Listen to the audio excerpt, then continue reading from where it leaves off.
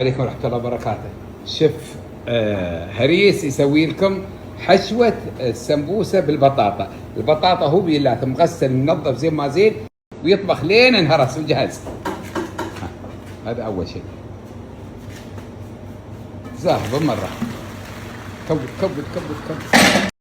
يا الله. ايه ماي الراد تجيب.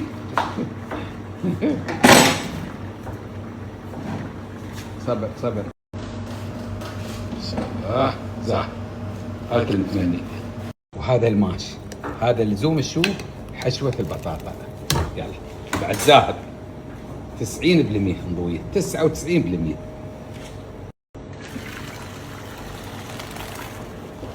هذا روحه خلاص. هذا جاهز ونخريه على الليل يبرد. يحرسون زين ما زين اللي ولا من البطاطا. الحين ما في ملحوق بس طبخوه لين نضع.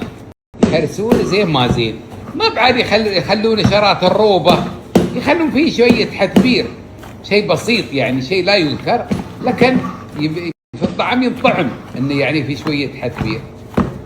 ما يهرسون يمتشون مت شرات العصيدي غدي لا شويه في طرف يعني ما بمهروس. طريقة ومكونات حشوة البطاطا، حشوة السمبوسة بالبطاطا.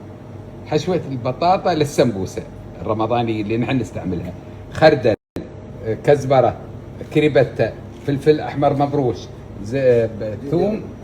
ثوم وزنجبيل، كزبرة، زين، كاري باودر، كشميري باودر، فلفل أسود، جرفة، ملح، كمون باودر، والبصل والماش مطبوخ وزاهد، والبصل مفرم. هذا هو.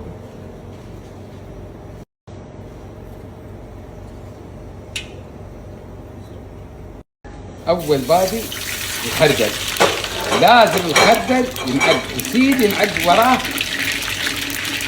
الكريبتة يتناقع. قبل ما يتناقع ما ينعق عليه الكريبتة.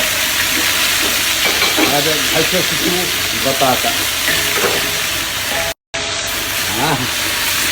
شوف ضيان. فلفل المبروش الحين الحمر، فلفل حمر المبروش. ايوه الله.